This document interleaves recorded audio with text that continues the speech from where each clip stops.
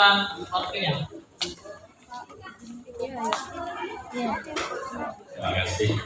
Assalamualaikum warahmatullahi wabarakatuh. Alhamdulillah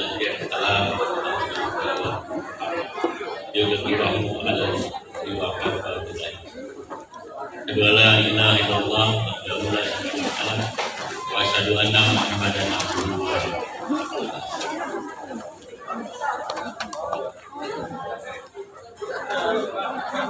Ya, yang hormati ini ada Wakil Ketua Dewan Pusat Tarekat Islam Pak Muladi,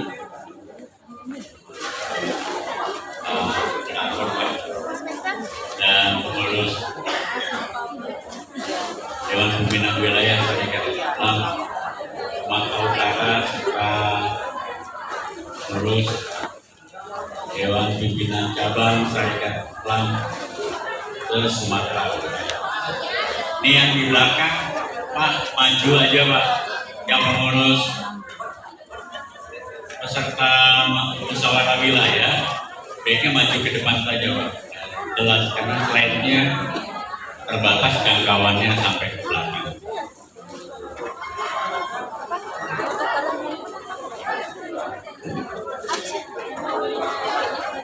Kenapa? Kayaknya kurang jelas. Kayak kurang jelas gambarnya. Oke, tadi sudah disampaikan oleh Presiden Nasional Kansistia Tarekat Islam tentang Mula Tarekat Islam sejak tahun 1905. Bisa slide berikutnya Pak. Oh yang penuh.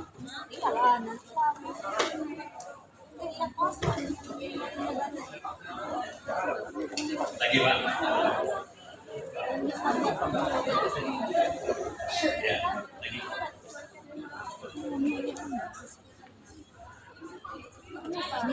Baik.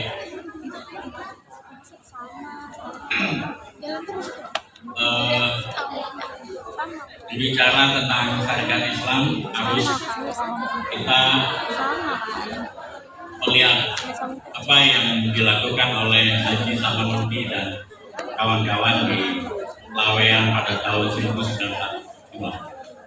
Saat itu memang terjadi perubahan yang sangat signifikan terkait dengan fashion. Waktu itu batik tulis itu menjadi dominasi yang biasanya dipakai oleh para kaum bangsawan, hingga pakaian batik itu, kain batik yang tulis saat itu bisa dijadikan sebagai alat gadai. Kalau sekarang setara mungkin dengan pajero, kira-kira begitu. Kalau dulu pakaian batik tulis itu bisa digadaikan. Nah, jalan dengan perubahan fashion dan ditemukannya industri batik canting, batik cap, akhirnya di Laweyan menjadi pusat industri batik. Sanalah betulnya kaum pribumi itu 75% menguasai perekonomian di Surakarta, itu di Laweyan. Misalnya kaum Tionghoa dan kaum Eropa, lalu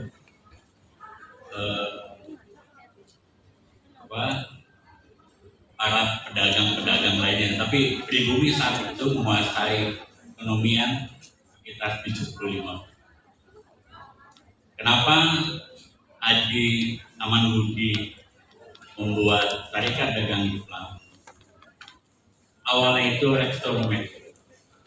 Kalau sekarang itu kayak organisasi Pamswakarsa, karena di sana hartanya sangat berlimpah di Laweyan. Jadi perlu tenaga organisasi pengamanan yang mengamankan hartanya di sana. Nah, 1905 sangat berkembang dan rekso berubah menjadi konsin, tapi ini tidak berlaku lama, lalu berubah menjadi syarikat dagang. Jadi SDI itu sebagai organisasi pribumi yang dimulai dari Lawean dengan modal ekonomi yang kuat untuk menjadi sebuah perlawanan kaum pribumi melawan penindasan dari politik. Maka babak baru pun dimulai dari Syarikat Dagang Islam lalu menjadi Syarikat Islam. Mungkin Bapak itu banyak yang belum tahu. Aman Budi pun menulis buku judulnya Artine Syarikat Islam. Itu dalam bahasa Jawa dan sudah di artinya itu maksudnya organisasi Syarikat Islam. Nah itu sangat gamblang Taman Budi menulis itu. Maksudnya organisasi Syarikat Islam itu yang pertama dia harus saling tolong menolong terhadap anggotanya. Jadi kalau ada anggota yang kesusahan, seluruh anggota Syarikat Islam itu harus membantu. Kemudian yang kedua, berjiwa welas kasih. Yang ketiga, selain banyak menolong, tidak meninggikan ego ya. Jadi sebetulnya kalau rapat buka meja, singgung perasaan orang lain, sebetulnya itu bukan tadi Syarikat Islam. Ya. Jadi Taman Budi itu sudah nulis itu dalam bukunya, judulnya Artine Syarikat Islam. Anggota Syarikat Islam tidak boleh menyakiti perasaan anggota lain dan selalu merendahkan. Maksudnya bukan merendahkan derajatnya, tapi merendahkan hati. Jadi kalau rapat buka meja, tujukan gitu ya, melukai hati orang lain, itu bukan orang Syarikat Islam. Itu dalam buku yang pertama sebelum kita mengenal program asas. Saya punya kopian bukunya, kalau mau itu dibaca boleh. Nah, lalu berkembang menjadi Syarikat Islam, kemudian menjadi Sentral Syarikat Islam. Kongres yang kedua di Sentral Syarikat Islam ini karena waktu saya sangat dekat. Jadi saya mau tegak saja di Bandung itu dengan jiwa sebesar pemerintahan. Saya punya transkrip ceramahnya, pidatonya Mas Capra Aminoto selama 2 jam berbahasa Belanda. Ini yang perlu dicermati. Nanti kaitannya dengan dakwah. 16 Oktober, pada tanggal 17 sampai 24 Juni 16 itu ada kongres di Sentral Syarikat Islam di Bandung. Nama pidato yang paling terkenal adalah, nah ini menarik. Yang dimaksud dengan pemerintahan sendiri oleh Haji Umar Said Cokro Aminoto itu adalah dimulai dari pemerintahan desa. Jadi Cokro mendesain kalau desanya kuat maka negaranya kuat. Lalu desa dengan sumber daya alamnya itu dikelola secara baik. Jadi orientasinya bukan dari kota sebagai pusat industri, tapi masyarakat digunakan itu dari desa. Jadi kalau desanya kuat, maka negaranya akan kuat. Nah itu insan pidato tergestur. Yang kayak mana? Lalu siapa yang hadir di situ Tips ya. di kongres itu? Yaitu Neville dan Bach. Neville, tahu kan? Yang membawa paham komunisme dengan SDB-nya nih. Ya, Neville hadir di sana dan langkah dia terbukti oleh Ki Hajar Dewantara. Dulu tuh namanya seperti Niklat. Kenapa? Karena dalam kongres itu orang yang ingin masuk tarekat Islam dan dia bukan orang Islam, maka hendaklah dia meninggalkan agama lamanya dan masuk untuk menjadi agama baru Islam, baru dia bisa masuk tarekat Islam. Itu perdebatan yang menarik. Sehingga Neville saat itu terganjal oleh Ki Hajar Dewantara tidak masuk ke tarekat Islam. Nah, ketika komunisme gagal di Indonesia oleh Neville, maka dari pidato Oscar Aminoto itu tentang bagaimana memulai dari desa, ketika gagal dia ke China mendirikan partai komunis China dan memulainya juga dari desa. Jadi kalau sekarang lihat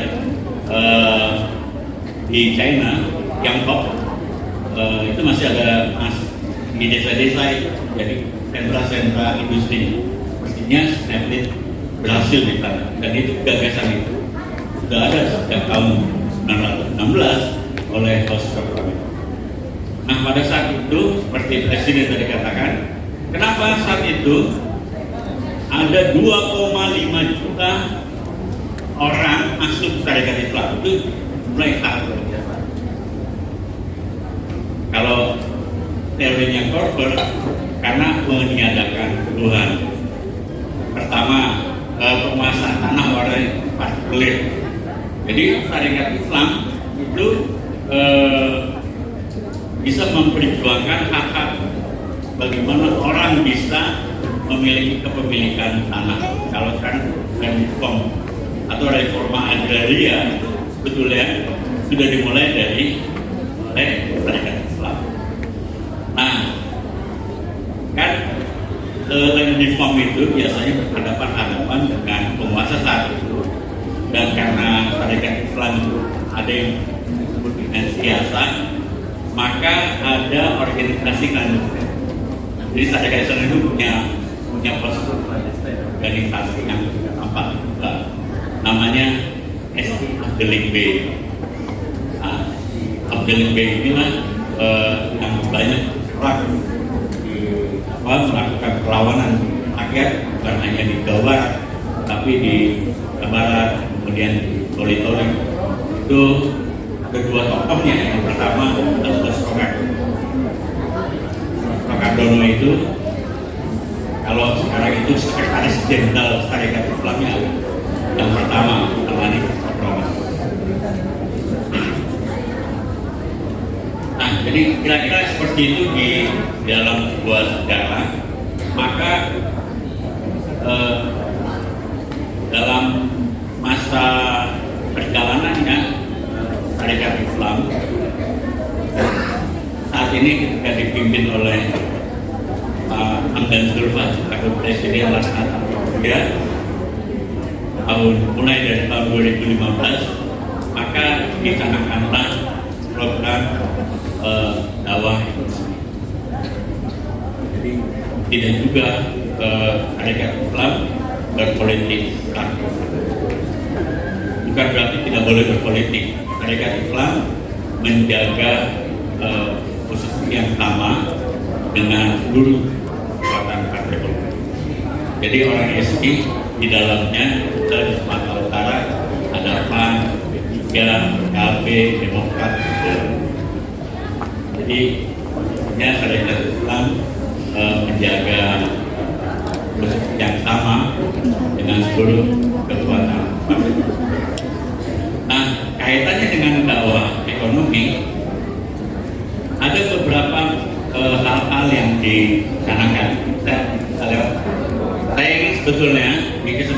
ini menjelaskan catur program. Lagi Pak. Ini bahannya nanti bisa dikasih. Ya coba Pak.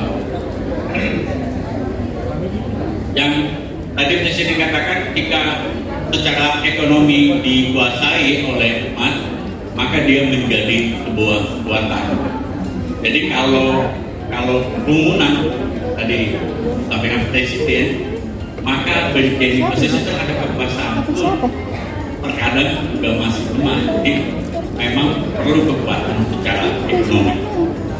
Itu makanya Syarikat Islam sekarang dari sejak 2015 menekankan kepada dakwah ekonomi. Yang tadi di awal sebetulnya dalam Kongres Sentral Syarikat Islam kedua di Bandung, Cokro Aminoto telah mengeluarkan konsep gagasan sebuah negara merdeka, negara berdaulat dimulai dari kedaulatan desa itu. Penguatan desa baik secara kebudayaan maupun secara ekonomi. Nah, akhirnya baik secara politik, secara siasat, Syarikat Islam sebetulnya sedang memainkan peran politik yang sangat tinggi karena tadi menguasai sentra-sentra secara ekonomi. Kemudian yang ketiga itu adalah pendidikan dan organisasi. Saya ingin menjelaskan sedikit tentang pendidikan. Lanjut.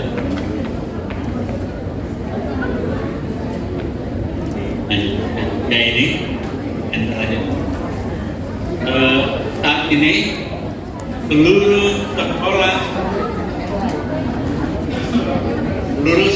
Syarikat Islam itu sedang memakai kurikulum pendidikan Syarikat Islam. Jadi sekolah-sekolah Syarikat Islam itu memakai kurikulum pendidikan Syarikat Islam. Di enter aja Pak.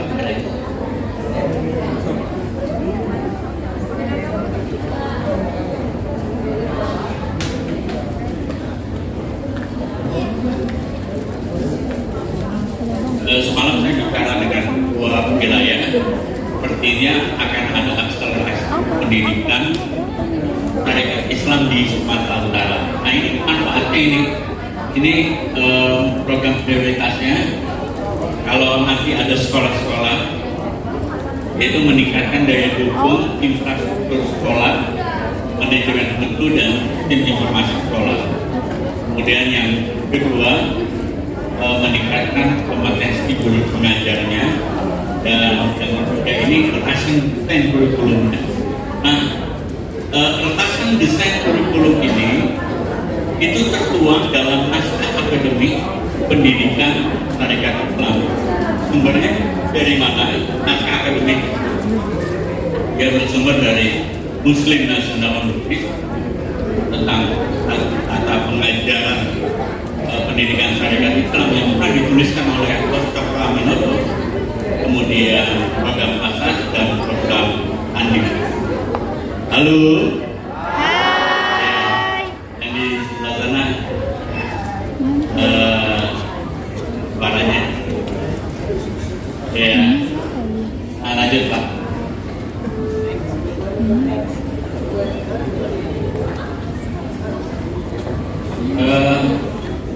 Kita saat ini mengenal dua model sekolah.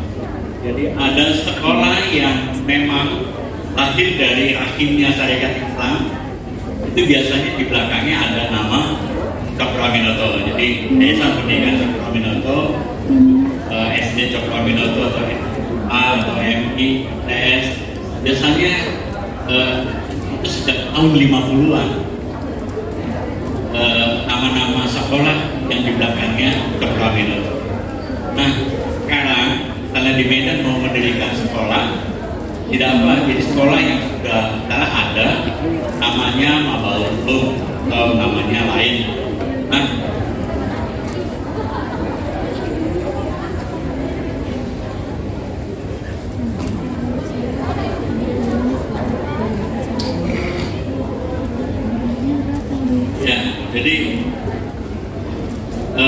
namanya boleh lain itu jadi sekolah afiliasi syarikat. Ini hubungan antara yayasan dan yayasan dan prosesnya ini sangat jelas sekali.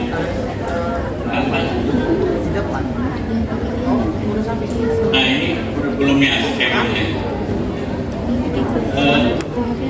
Kita dalam kurikulum pengibasan masuk minggu 2013. Yang pertama adalah terintegrasi. Pengertian dari terintegrasi itu misalnya pelajaran bahasa Indonesia, subtemanya sosiodrama. Nah isinya di sosiodrama itu adalah tentang sejarah syarikat Islam. Seperti itu. Kemudian itu yang terintegrasi. Lalu yang kedua adalah kurikulum yang khas, yaitu kurikulum pendidikan syarikat Islam. Kemudian yang ketiga adalah ekstrakurikuler. Apa itu ekstrakurikulernya? Satu, harus ada FAKO, Pramuka Siap, dan TEPI, Serikat Pelajar Muslimin Indonesia. Jadi ini komponen kurikulum pendidikan syarikat Islam. Yang pertama terintegrasi, yang kedua muatan lokal atau kurikulum khas, yang ketiga ekstrakurikuler, yaitu FAKO, Pramuka Siap, harus ada sekolah itu. Lanjut Pak. Ini gradasinya kita sudah ada dari TK sampai lanjut. Nah, di kurikulum itu sudah disiapkan dari sistem informasi manajemen sekolah. Syarikat Islam saat ini sudah punya sistem informasi manajemen sekolah. Agar apa? Karena dalam keputusan Rapat Kajian Nasional ke tahun 2012 harus lahir tahun 2026 5.000 kader syarikat Islam sebagai kader pembaru syarikat. Seperti itu Pak, karena akan terbatas. Nanti kita mulai dengan sesi. Baik, Baik, terima kasih.